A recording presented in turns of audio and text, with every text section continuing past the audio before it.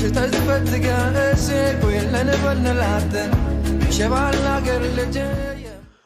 evening, everybody. Welcome to another episode of Learning with My Rabbis. It's always a pleasure to share some of the teachers that have helped shape who I am as a rabbi and my own thinking about Judaism. Today we have a special guest all the way from Los Angeles, from the American Jewish University, Rabbi Dr. Pinchas Giller, who, amongst other areas that he teaches in, is really an expert in the study of Kabbalah. And he's here tonight to share different insights and teachings with us. If anybody is interested in learning more about the subject after tonight, his book, Kabbalah, A Guide for the Perplexed, is an excellent entry point into the field and into learning about it. Really wonderful explanation from all areas of the history of Kabbalah, from the ancient to the modern. And now it's wonderful because we get to hear it straight from the rabbi/doctor's mouth. Welcome, Rabbi Giller. It's a pleasure to have you with us. Thank you for having me. I wanted to start by just asking you to share a little bit about your own story of what brought you to the rabbinate, what brought you to the study of Kabbalah. How did you get to be where you are today? Well, I'm a child of the 60s. And of course, mysticism and that kind of thing was very much in the air during that time. And especially the romantic interest in Hasidism characterized the counterculture that I came out of, especially in the Zionist summer camps thereof. So I was already primed to be find my expression of spirituality in Judaism and thence in Kabbalah, because it was supposed to be the spiritual part of Judaism. There were teachers at the time, there were scholars, people read books, and I did also. And we gravitated to certain charismatic figures such as Rabbi Shlomo Carlebach and others.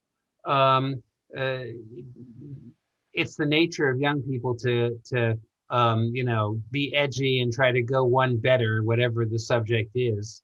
Today it would be in gender identity and in politics. But in any case, that was my nature also. So if people were interested in conventional American Jewish life, I was going to go all out and join a Hasidic group. So I was primed for that.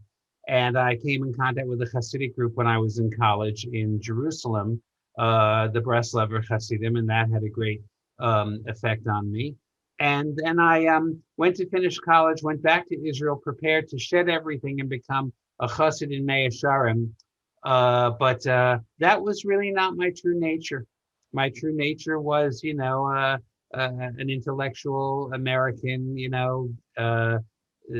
Ellis Island generation product with a rational cast to my thinking. So I went to a yeshiva, and to make my parents happy, I went to Yeshiva University and enrolled in the rabbinical school program, because they hardly knew what I was doing at that time, and nobody was becoming Orthodox in those days. It was quite unusual.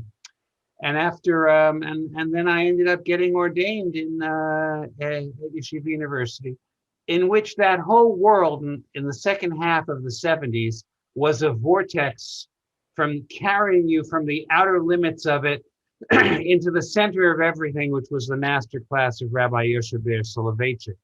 So I aimed for that, and I got into it and sat in the Rav Shir for a year. And then resolved to go back to Israel when I was ordained. And when I went back to Israel, I began to become interested in something that would have been very, very déclassé in Yeshiva University, Kabbalah and mysticism again. And I began to pursue that. And I got married, and I was in Jerusalem. And a fellow named Danny Mack, who's responsible for the awesome new English translation of the Zohar, the Stanford University Press, the Pritzker edition. He came through and said, "How would you like to do a 2-year doctorate?" And I said, "Sure." Went back to California, stayed 5 years. And I was on my way in an academic career. That was sort of how it worked. So it's really partially being a rabbi and partially being a rabbi, partially being in academia, but also being a Jewish educator, being in chinuch. is a big part of it. Yeah. I mean, those days at Yeshiva University really were some of the heydays of the great Gedolim. I'm curious if there are any of the stories you might be willing to share with us, any of your teachers, particularly Rav Soloveitchik, of course, if there's... Well, it's true. The Gedolim were part of our geography. I drove a cab for a while, and I used to go to the taxi stand at Max's Kansas City, down in around 17th Street or something, because there was a taxi stand there. And I used to, drive the nascent glam and punk rockers home till early in the morning. And about 3 o'clock in the morning, I would look up in the Grand Street co-ops, and there would be a single light on in that whole bank of apartment buildings. And that was Rav Moshe Feinstein writing responsa, writing shuvot. So that was one thing. And then I sat with the Rav for a year. He was very interesting. I did a conversion under his tutelage, in which the Rav did not go on the record with the radical openness of some of his private halachic decisions. They weren't a matter of a general rule, but his to bequeath. And this was a conversion that we did sort of under a slightly extenuating circumstance, in which the Rav was very, very to the point and very, very political. In his said, if this conversion is going to go under a liberal aegis, we have to substitute the actual immersion in a mikveh with 3 Orthodox rabbis observing. And that was a pretty almost cynical thing to say. So that was that. I also encountered Lubavitcher Rebbe and went to Farbrengens in Crown Heights, and it really took advantage. We're sort of the last generation to be educated by Europeans, and I feel my job now is to sort of remember and re-invoke that, because they passed from the scene after the Holocaust. It's actually a really interesting point, something I've thought about quite a bit when I sometimes make the mistake of trying to compare myself to some of the rabbis that I study and whose writings I read. But really, the early rabbis, even in the conservative movement, were trained in these Orthodox yeshivot in Europe. And it's just a completely different background, how early on they got, handed a daf of Gemara versus where many conservative rabbinical students today experience it for the first time right before, even sometimes at rabbinical school. I'm curious how your rabbinic education differed, you think, from the education you see today going on in places like Ziegler, where you now teach. Well, and when I went to rabbinical school, part of what appealed to me about it was that it was very intellectually macho, right? You had to walk in and read a page of Gemara, a page of Talmud cold, and that was what got you in. You got ordained over knowing the first section of a certain section of the Code of Jewish Law, Yoredea, the first section of that, knowing that in all of its intricacies, because that's the root of all abstraction halachically. That was all it was. It was very limited. It was minimalist in scope. It didn't attempt to make you well-rounded, and it didn't necessarily, it reflected a certain interesting intellectual subculture, but it wasn't, it didn't really prepare you to be a general Jewish leader. That you had to develop yourself if you were going to. So Ziegler does represent one of the traditional wings of all of liberal Judaism. I mean, the people really do. I don't mean to be catty, Lewis, but you're not. I knew I'm not that way, but I'm on a group of sort of open Orthodox rabbis, getting their emails and that kind of thing. And I'm on the Ziegler alumni list. And often I think that the questions and discussions about halacha, about Jewish law, and the Ziegler alumni list are more down to earth and astute, and less, sort of slavishly wanting to be up with the times and with it. The people are more down to earth on the Ziegler list, so it's really, not an issue. I love that. It actually brings me to my follow-up question is, kind of how your path from Yeshiva University, from the world of modern Orthodoxy, to now teaching at a conservative rabbinical school in a non-denominational university. Do you still identify, it sounds like you identify still as modern Orthodox. Were there any pitfalls in moving from that Orthodox world to a conservative teaching setting? No, Difficulties, maybe? Yeah. absolutely not. Because, hear me, Louis, it's all chinuch. It's all Jewish education. I've taught in Baal Tshuva yeshivas. I've taught in public universities. I've taught in private universities. I've taught in multi-denominational, multi-religious seminaries. Um, uh, I've taught high school. I've taught elementary school. Five days a week, high school, real high school and elementary school. I've taught in Israel. It's all chinuch. And everybody in chinuch, Louis, is a soldier. And we go where we're sent. The mentality, where I do daven, my parents did me the favor of dying perfectly consecutively from year to year. So I've been saying Kaddish for 23 months now every day in Young Israel in LA, in Century City. And that's where the educators go to synagogue, and many school principals and classroom teachers and Rabbis and things like that. And this is the language of chinuch. We go where we're sent, and you're sort of a soldier. I taught a bit at Machon Hartman for the Mador HaChinuch in the Israeli army. So I've had a rich experience of that. So that's really where it comes from. And I'm like the sort of idiot who says people who say that they're oblivious to race and that kind of thing. I don't see denominations. I'll tell you a story. I went out to the valley to credit something for NCSY that we were accrediting. And it was a high school youth group, basically led by a really venerable rabbi in the LA community, a real go-getter sort of, but very deep fellow.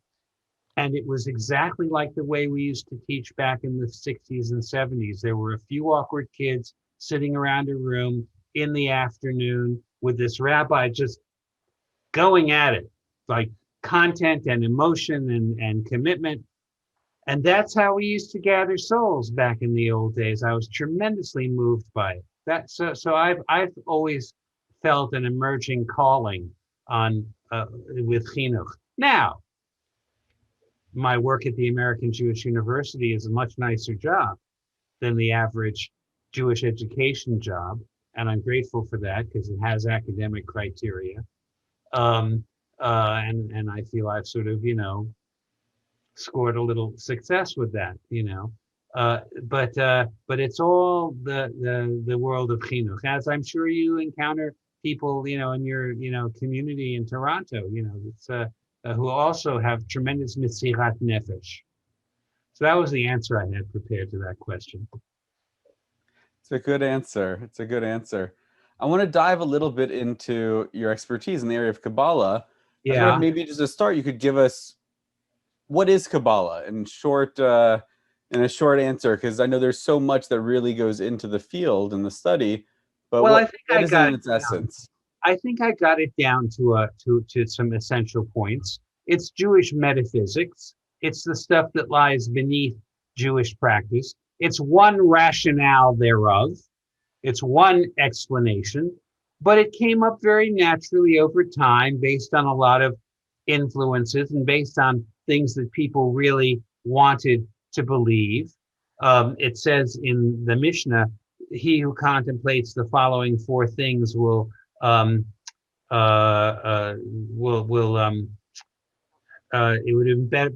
have been better if he hadn't come into the world. What's above, what's below, what came before, and what comes after. What's above, of course, is heaven, the divinity, the world of the divine.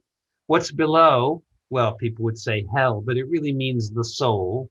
What came before is the creation of the world, and what will come after is, of course, messianism. So those are the four things that you're not supposed to really think too much about, but they are the four things that Kabbalah is really obsessed with.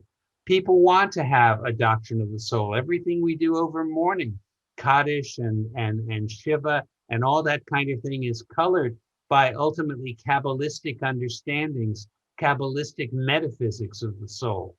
So that's just one area. So everybody wants to have this. If we feel on Friday night, particularly in a Jewish summer camp, that the air is suffused with hormonal eroticism, well, the Kabbalists explain this as that being the night of the union of God with the Shekhinah, okay, the divine presence of God in the world.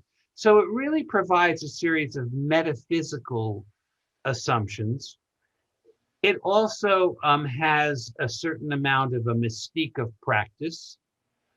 If I put on tefillin or wear a tallis or say the Shema, we think this makes me a better person and a better Jew. But maybe, says Kabbalah, it has effects beyond that. Maybe it has effects in some great divine drama. Maybe there is a meditative tradition if we really unpack the practice and that kind of thing. So in those ways, it's and it's only, they're ideas that came together over time, over about 2,500 or 3,000 years, that ended up falling out a certain way, but having a great deal of influence on subsequent Jewish theology, particularly Hasidism, and but it could have fallen out another way. I think that this would be a good segue into that question I asked you to ask me. Sure, please. The age of Kabbalah ending. Kabbalah was really important to the cataclysmic lives of people in the 20th century, particularly. It came to a head many times in history. I'll also tell you a paradox. You'd think that such deep and secret ideas wouldn't cross over into other cultures, but they always crossed over into other cultures. From the time of the prophets to the Roman period and the Greek, the Hellenistic period in Judaism, to the 16th century around the period of the Renaissance, to today with the Kabbalah Center, Kabbalistic ideas were always crossing over to Christians and peoples of other religions. First, because they resembled their ideas. Second of all, because it was viewed as a systematic source of wisdom in the Renaissance. So for those reasons, you're going to always see a lot of Kabbalah in the air crossing over. You might think that keeping kosher and circumcision and keeping Shabbat should cross over, and not these ancient ideas about angels and souls and that kind of thing. But people want the angels and the souls, really. That's what they're looking for. So that always was a crossover phenomenon. But we might be falling away from understanding Kabbalah now.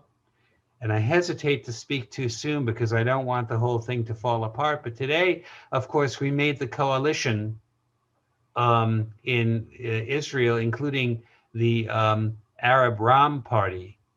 And I think as we seek a rapprochement with the Muslims and Islam, I think Sufism, Muslim spirituality, which influenced as it is by Hindu and yogic aspects, has Eastern qualities to it. That might be the Kabbalah of the 21st century. If it finds a really good popularizer, everybody might need to be learning a bit of Arabic as we seek common ground with the Muslims. So that's my feeling. I think I advise my students, if they want to go deeper, Jewish Sufism is going to be the next great spiritual trend. It's interesting you talk about a Jewish Sufism. When I remember, actually, I was a religious studies major at UC Davis for my undergraduate. I remember a class on mysticism. I was fascinated by the ideas of Sufism and reading the poetry of Rumi and the whirling dervishes and learning about all of this. And I was so attracted to it. And later on, I realized that there are elements of, not quite the same, but elements of that in Jewish tradition. There's a Jewish mystical tradition that I never was exposed to as a child. Yes. But Yeah.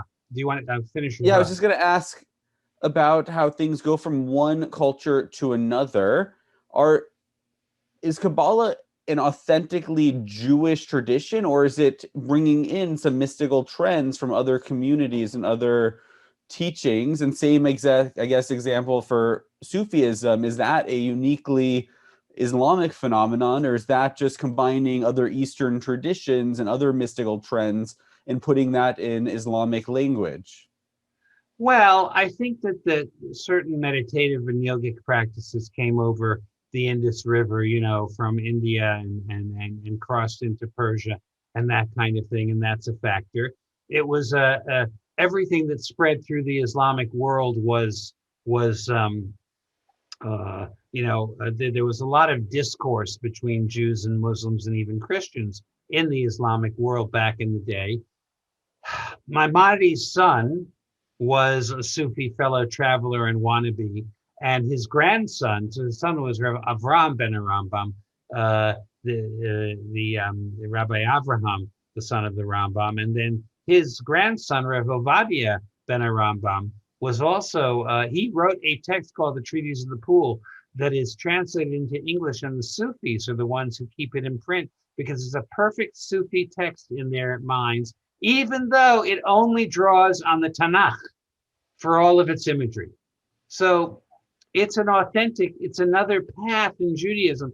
Kabbalah rolled out the dice one way and said, this is how things are going to work. And the Sufi tradition, which after that petered out. It petered out as Islam receded in Europe and that kind of thing. Although there's a famous picture of Jewish Sufis with turbans and swords, very, martial, cool looking in Persia in the 19th century still. So I don't know, it may have been a little like yoga or some other thing that people chose, meditation, something that people chose to interpret secularly, or chose to detach from its source tradition and make use of it. It's not hard. We all believe in one God. It doesn't have other paradoxes like you have in Christianity. So yeah, I tell my students to start, getting comfortable with it and try to move towards it, because it only takes them back to Maimonides, and you can't go wrong with that in Judaism. So as I say, I have to admit I lean more to the rationalist bent in our tradition, but it'd be great to speak Arabic because I could read Rambam in the original in terms of the Guide for the Perplexed. Well, that's always good. But I'm curious, because you mentioned Jewish meditation, and it's something that I know is becoming more and more popular.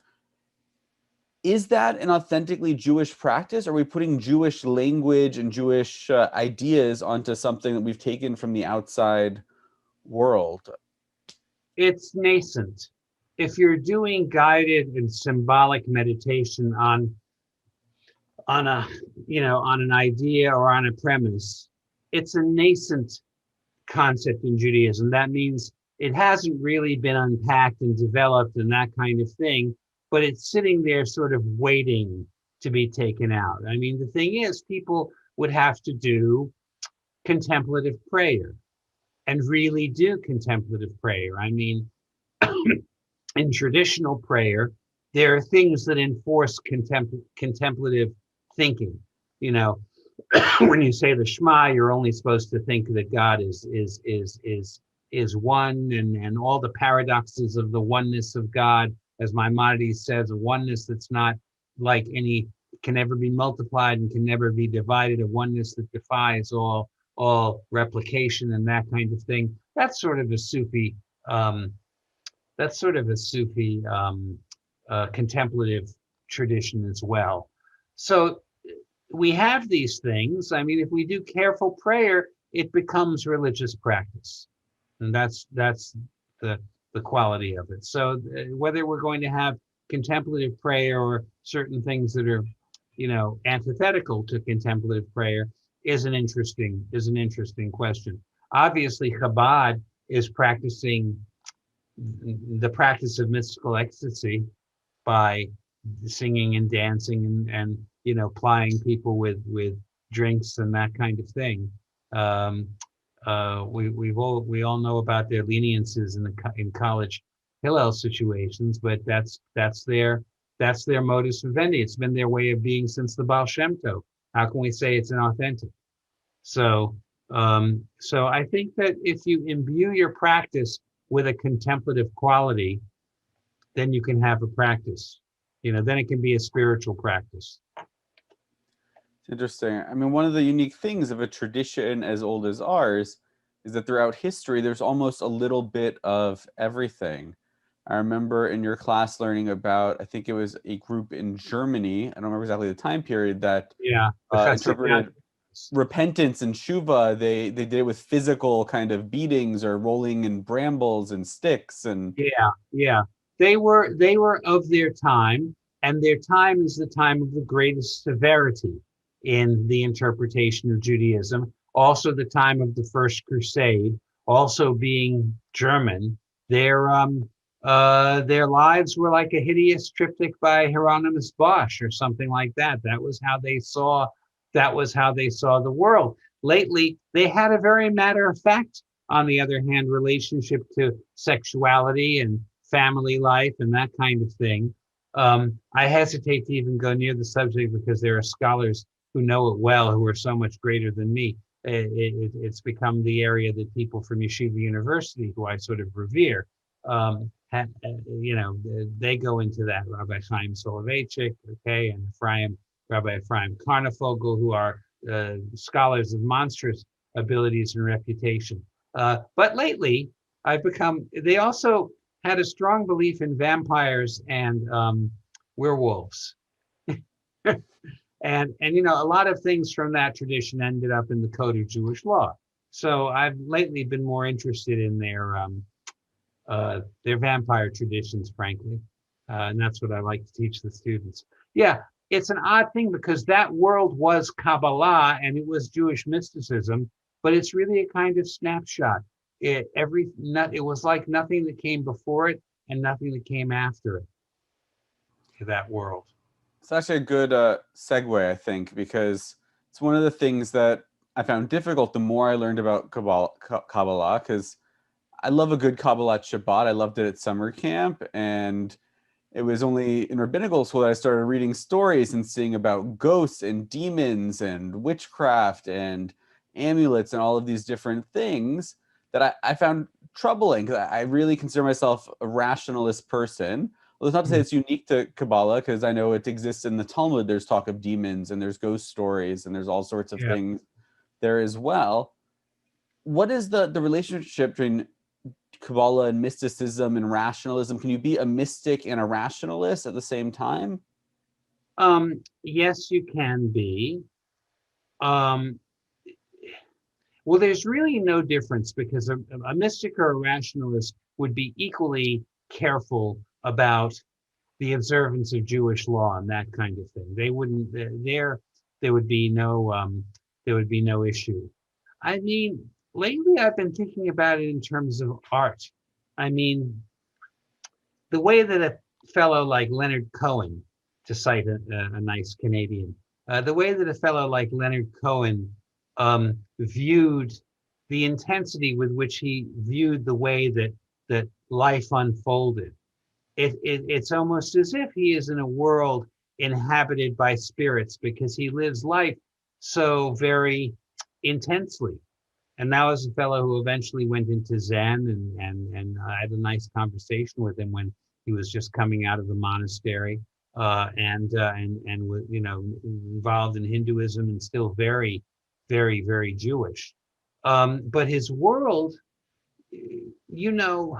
when you live like an artist, you're really haunted by ghosts. It's like it's like I know you're like all the Jews, and you probably follow Shtisel. When he sees things that don't exist, but they exist very intensely for him. That's the life of an artist. And that's also the life of the person living very intensely and mystically. So it becomes, in a way, a world of spirits. And as you get older, you're haunted. You're haunted by the influence of people who've left. So it's really just a way of living life intensely, to use those metaphors and those kinds of things. And sometimes psychologically, I'm not saying you can be haunted, but you may have to do something to put out a fire inside of you and get closure on a relationship with a person or something like that. So that's really I view this, there's two ways in Hasidism, in popular Hasidism. There's the way, obviously, of Chabad, which has a systematic doctrine and the theory of the soul, and we all see what it comes to and what they do. And there's the way of Breslov, where everything is like a story or a song, and you see life as a story to be lived or a song to be completed. Every tefillah is like a song, and you have to sing it and know that it has a beginning, middle, and an end. And in the moment of davening, you're thinking about the beginning and thinking about the end. So that's a sort of a more enlivened kind of mysticism, and that's where I put all this emphasis on ghosts and spirits and that kind of thing. And is there Kabbalah really talked about the nature of the soul very boldly, and those rules got written into Judaism. So that's the Judaism we have. The world sort of voted on Kabbalah, that it was going to be the normative understanding of things. So it's where our mythos is sort of enshrined. Yeah. The soul is one of those concepts that I've always had difficulty with, right? When I think of the idea of what makes me me versus you, my consciousness, my experience, I can get behind that. But the idea of, right, Cartesian dualism, that there's some substance other than matter, that there's almost like a little ghost in my head that's controlling and looking out at the world, as opposed to I am not just something up here, but my whole body, all of it together. It's one and the same, my psychological and conscious experience and my physical experience. What Yeah. is the idea of soul in Kabbalah? Well, there's the soul. It's in 3 to 5 parts. There's a nefesh, a physical soul, a ruach, an emotional soul, and a neshama, which is divine. And the question of whether or not you really want to say that there's really nothing, or whether there's a neshama, whether there is some substance, which is a universal human belief, once you start really positing the idea of God and God consciousness, it's hard to not say that there's a substation downstairs, down below in you.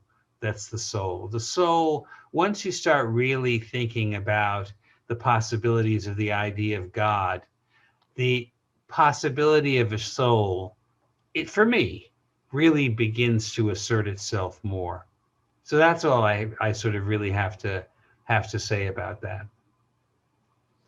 I know there are some thinkers, right, the idea of panpsychism, that everything has some level of consciousness. It's popular in some secular philosophical departments where people study consciousness, and in the Jewish world, it's been a little more popular with Rabbi Artson. I'm curious, does Kabbalah have anything on that, or are souls and consciousness limited to human, or at least living, biological beings? Yeah, it's Art Green says it's panentheistic, that you're really in a state of engagement with life around you, and it's a kind of what we'd say nature mysticism, and and you are in this kind of discourse. I don't know, Louis. I'm getting on in years, and I think as that happens, you begin to, well, for me, you begin to realize just how interconnected things are. The pandemic, really slowed me down, and we turned to veganism and that kind of thing. Do they have smoked meat in Toronto? We do. There's lots of good deli around, although I'm told Montreal's better. When I said that I could be, that I was vegan, I was like, what could tempt me? Well, he's in Canada. Maybe smoked meat.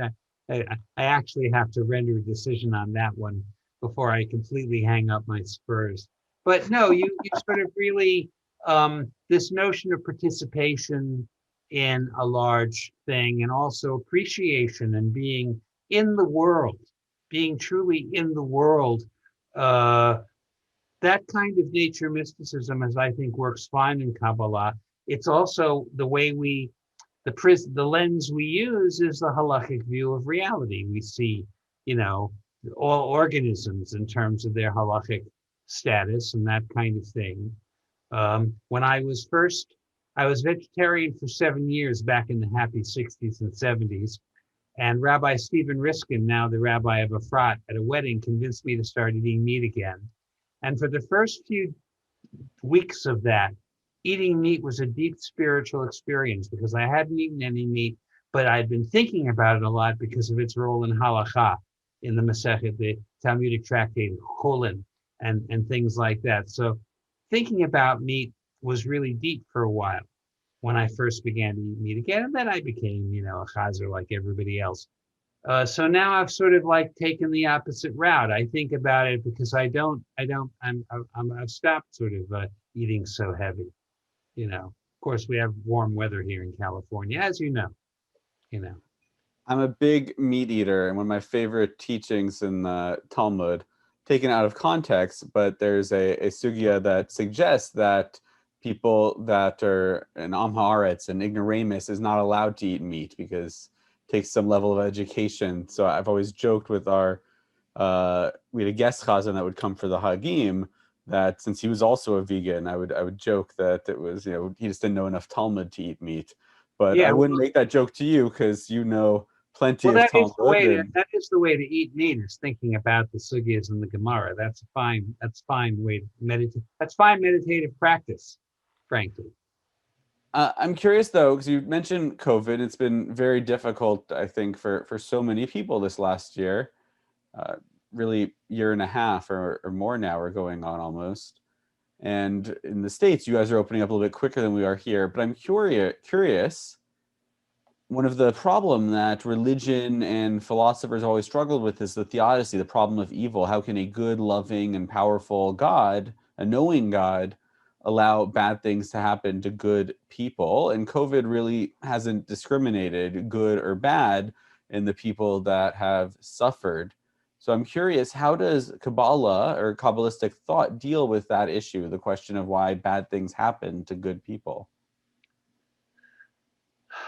Well, or where is the source of evil, if that's an easier phrasing? That's the easy thing. There's an enfranchised demonic. So the question is whether the demonic forces are, God's Luca Bracci, God's hitman, God's messenger, or whether they are independent of God, which would be a much more radical and antinomian understanding. But I don't think you have to believe in God to know that humanity is engineering, environmental mischief. And the nature of COVID, it's sort of not the first pandemic, and it's not by far not the first pandemic that hit the Jews. And it's just that how much of it is based on our own irresponsibility about protecting the environment and that kind of thing. Jury is out, but I don't think you have to, view COVID as a specifically God-directed thing. The famous rabbi, my wife likes to quote this story. Famous Rabbi Elisha ben Abuya, who lost his faith because he saw a boy climb a tree to scare away a mother bird and then fall to his death. So he said, "There's no judge and there's no judgment." But then the Talmud says, "Well, it could have been a faulty ladder, also." Like you could curse God over that, or it might have been a faulty ladder. So I think the pandemic is a faulty ladder, offhand. That's fair. Although I know, though, right, that in Kabbalah there is an idea that there are kind of almost dueling forces. There's a good and a bad, and that not necessarily everything is stemming from God, or the bad is a aspect of God, I guess, is what you're saying Well, in there some is a sense. demonic, and the question becomes, uh, I mean, I'm more interested in the fact, and I'm going to give away my politics here, Louis, so I hope everybody can handle that. But I must confess to you that I didn't like the prior president very much. Okay. And I used to think that he was really a Russia, a bad man. And as a result of that, I got to think about what a Russia is. He was always cruel.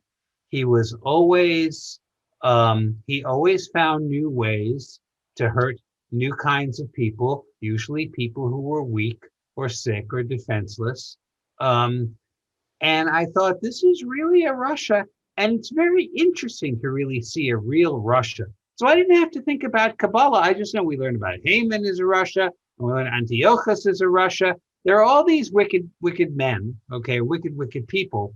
But to really see one in real time, it wasn't a Kabbalistic question. It was just a simple Jewish question. But that's just my interpretation of history. Other people might have thought he was a fine fellow. So here's my question then in general about Judaism. Is evil, is the Rasha something that always has to exist?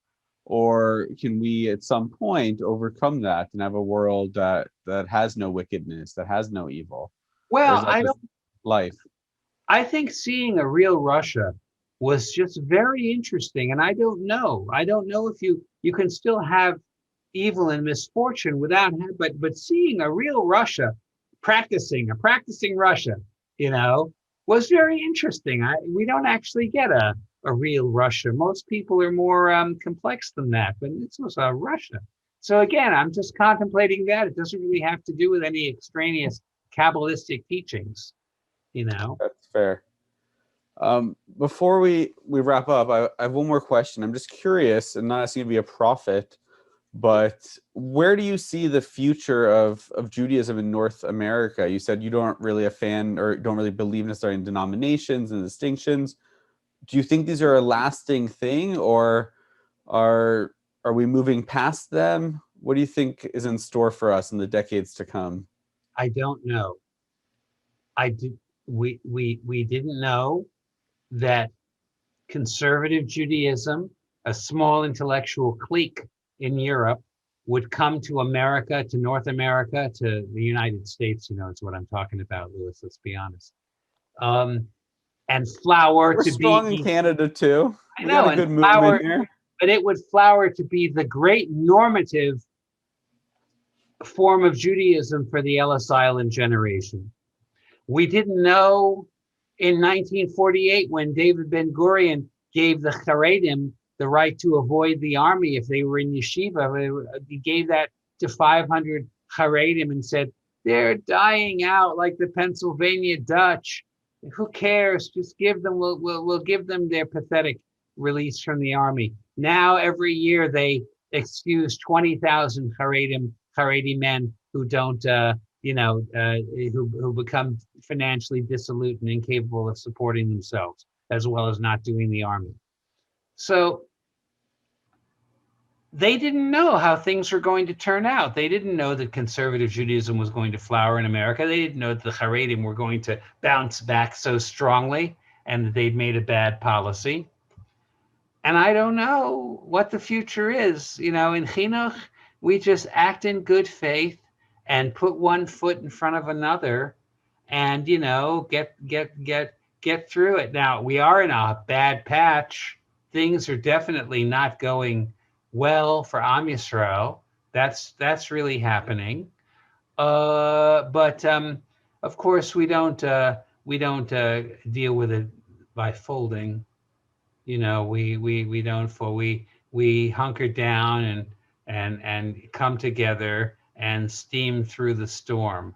But we are in a storm right now, and we can't deny that. You know. I love what you said about Hinoch, this idea of you just have to keep going on. You just have to keep teaching and learning. Robert Ingersoll, who Who's a great orator, a contemporary of Mark Twain. I'm going to butcher the quote, but he said something on the line of that a book is like a weapon and a library an arsenal. And I really do believe that knowledge and education, that's the greatest weapon we have in fixing things, all the different things that are issues, from the environmental catastrophes you've talked about to the dangers and the hatred that we see in the world today. Yes. So appreciate your decades of service in that field of educating on the front lines. Thank you for giving me the opportunity to like sort of state my creed. Okay. Is there a teaching you can share with us, just in brief, a favorite piece of Torah, something that's sat with you in some way that's been impactful in your life? The thing I'm thinking about right now, no, there's not one. I said a few already. The thing I'm thinking about right now is what happens this week in the Torah reading with the spies. The spies come back and they see some people called the Bnei Anak, the giants. But when they go there, they say, oh, we saw the giants, the Bnei, the children of Anak, and we saw the Nephilim, the fallen angels. The word Nephilim in Genesis, there's 6 lines, which are very mysterious. It says, in those days, the Nephilim walked the earth and the men of renown. The word Nephilim means those who fell. And so people believed that they were references to fallen angels, and that became an issue. But the spies say, oh, we saw those Nephilim, the fallen angels, and the giants. So when the King James Bible translated the original reference to the Nephilim in Genesis, they called them the giants. They say in those days, the giants walked the earth. So this is a kind of example of intertextuality. The spies bring up an old, when they're maligning the whole enterprise of hanging tough and conquering the land, right? When they're maligning it, they say they draw on the tradition and they misread it a bit, you know. So we're all drawing on the tradition and we run the risk of misreading it a little bit. And yet that's what people have been doing since the stories themselves happened. The spies are one of the first misreaders of the Torah, among other things. And so we have to keep reading, and whether we misread or get it right, you know, will be borne out by history. I love that. I mean, it goes back again, I think, to how important education is, because all the thought in the world based off a mistake, an error, really can take you in a very different path away from the truth, even with the best intentions sometimes. I want to thank you so much for your time and for sharing your thoughts with us.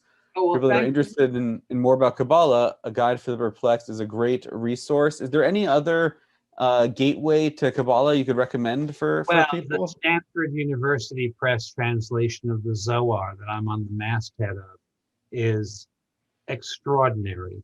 And things have been translated there that never were translated before. So it's really quite an extraordinary thing.